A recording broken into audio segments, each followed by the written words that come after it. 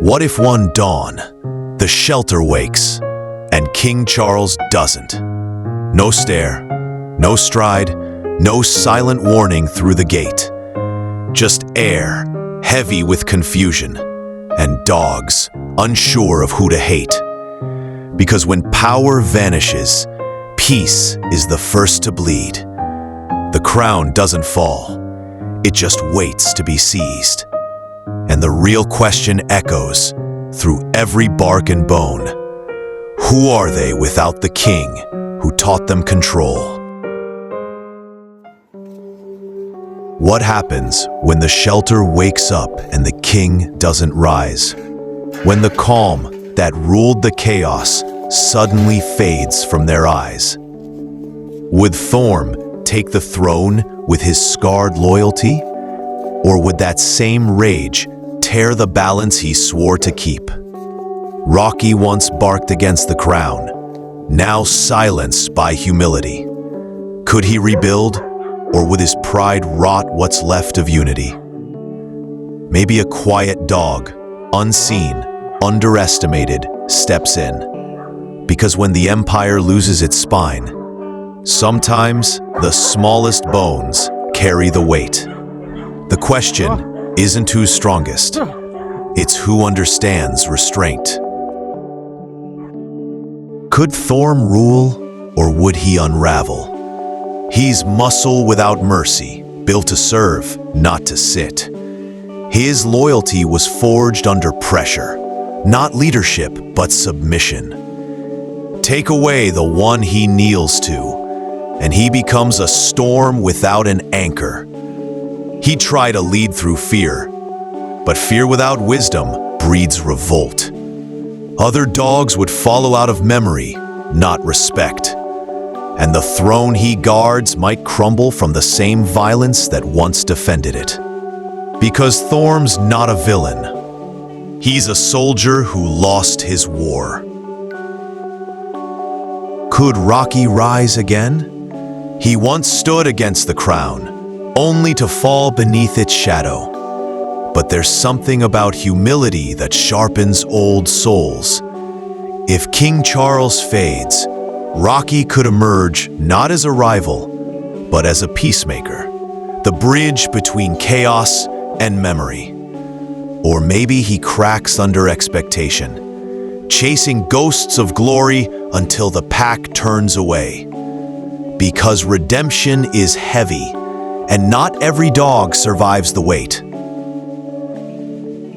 Every shelter has ghosts, the quiet dogs watching, the ones who never fought, never barked too loud, but memorized the rules through silence. When the king leaves, they don't fight for the throne. They fight for routine, for stability, for peace. Maybe that's where the next leader hides, not in muscle, but in composure. Because true alphas don't seek control. They earn it by giving calm when fear takes hold. When a pack loses its leader, chaos isn't instant.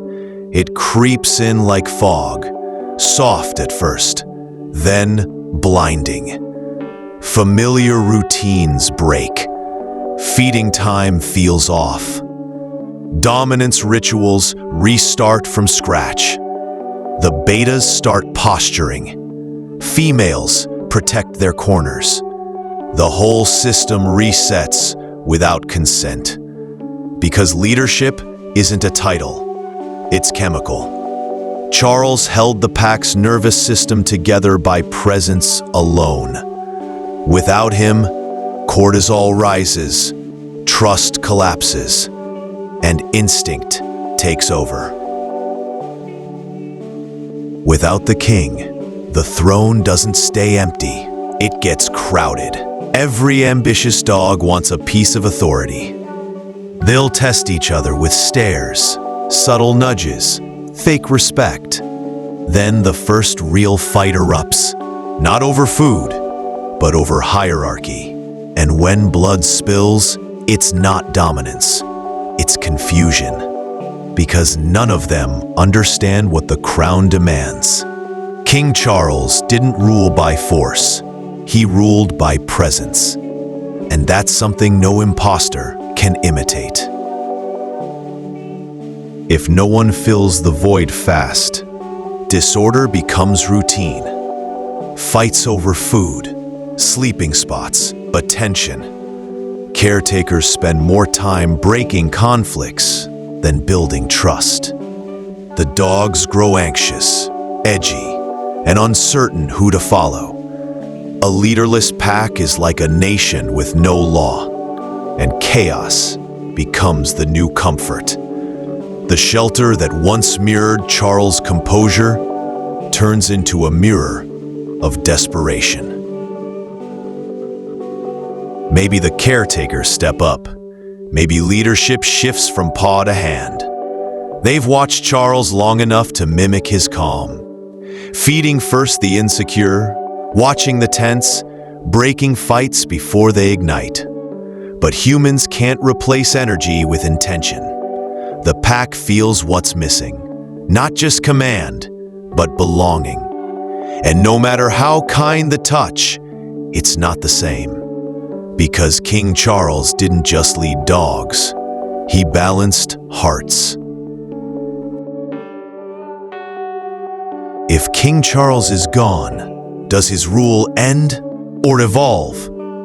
Maybe the pack carries fragments of his code. Maybe Thorme watches food before eating. Rocky avoids needless fights. And the younger ones walk slower, not louder. That's not obedience. That's inheritance. And that's how true kings live on. Not in fear, but in the instincts they leave behind. If King Charles vanishes tomorrow, the shelter won't end. It will adapt.